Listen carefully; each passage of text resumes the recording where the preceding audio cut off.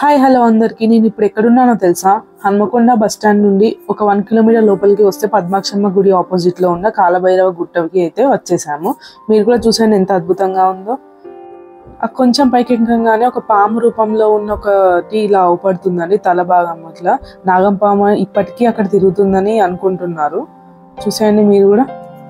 పూర్వం సిద్ధులు ఇక్కడ నివసించేవారు. వారి కోరిక మేరకు శివుడు శివభైరవగా వాళ్ళు ఇక్కడ నివసించినందుకు ఈ గుట్టకు సిద్ధుల గుట్ట అని పేరు వచ్చిందంట. ఈ గుట్ట ఎక్కితే హనుమద్గిరి, భద్రకాళి టెంపుల్ ఇంకా మిగతా గుట్టలు అన్ని అవపడతాయి. వరంగల్ హన్మకొండలో ఉన్నవన్నీ.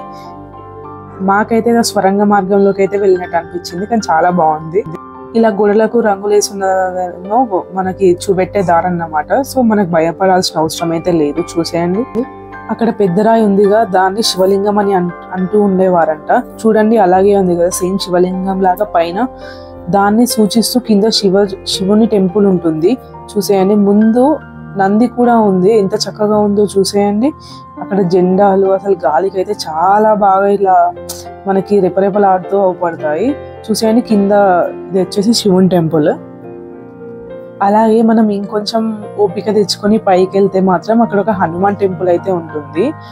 అక్కడ నుంచి ఆ గేట్ నుంచి ఇంకా పైకి వెళ్ళాలి. కాకపోతే మేము లేట్ అవుతుంది అనేసి ఫస్ట్ మెయిన్ దర్శనానికి అయితే వెళ్ళిపోయాము. అది వచ్చేసి మనకి భైరవ టెంపుల్ దర్శనానికి అయితే వెళ్ళిపోయాం. చూడండి ఒక్కొక్క మెట్టు ఎంత పెద్ద పెద్దగా ఉందో, కానీ ఆయాసం అయితే చాలా వచ్చిందిలే, కానీ తప్పదు, ఎక్కాలి. చూడండి ఇదే మెయిన్ భైరవ టెంపుల్. రాగానే మనకి ఇక్కడ బిల్వ చెట్టు అయితే ఉంటుంది. దాని కిందనే మనకి శివుడు ఉన్నాడు. చూడండి పాలరాయితో ఎంత బాగున్నాడో. త్రిశూలం కూడా పక్కకే ఉంది.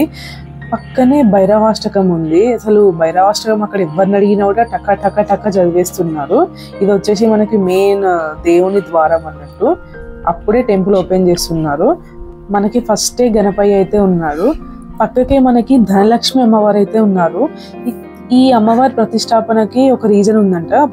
ఆ అమ్మవారి కిందంట పెద్ద బావి ఉందంట. నిధిని అక్కడ దాచిపెట్టుకునేవారంట పూర్వకాలంలో.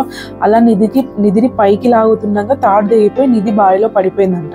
అక్కడ మళ్ళీ తవ్వకాలు ఏం జరగద్దు అనేసి అలా అమ్మవారిని ప్రతిష్ఠించి పూజలు జరిపిస్తున్నారంట. ఇప్పటికీ ఆ నిధి అలానే ఉందని అక్కడ అనుకుంటున్నారు.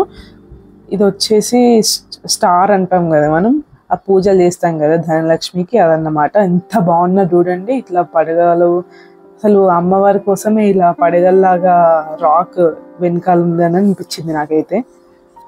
అలా ఇంకా లోపలికి వెళ్తే శివుడు చాలా బాగున్నాడు. అసలు పక్కకి భైరవుడు కూడా ఉన్నాడు.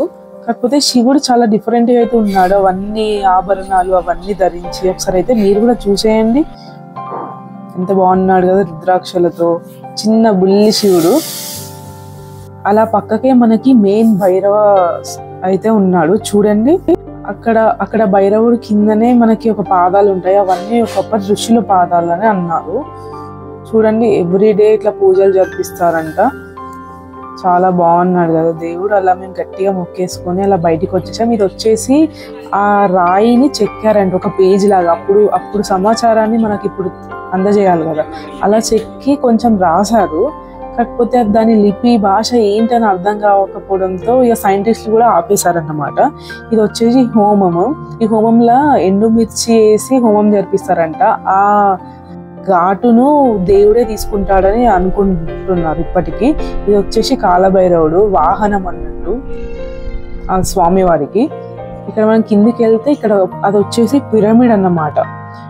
చూడండి 2006లో కట్టారు. కాకపోతే ఇప్పటికీ మనకు సాధువులు వచ్చి పిరమిడ్ లోపలికి పైకి ఎక్కి అక్కడ ఏమంటారు దీక్ష తీసుకుంటారంట. ఇట్లా మెడిటేషన్ లాగా ఇలా చేస్తారంట. చూడండి ఎంత బాగుందో. కానీ ఇప్పుడు అయితే ఎవరు రావట్లేదని అలా దుమ్ము ఉంది. కాకపోతే ఒకప్పుడు అక్కడ పైన కూర్చొని అయితే చేస్తారు.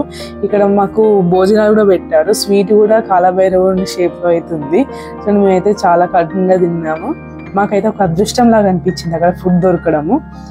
చూసేయండి ఇక మేము కిందికి దిగుతుంటే ఇక్కడ అన్ని చాలా కుక్కలు ఉన్నాయి. వాటికి ఫుడ్ ఫీడ్ చేసి దిగాము.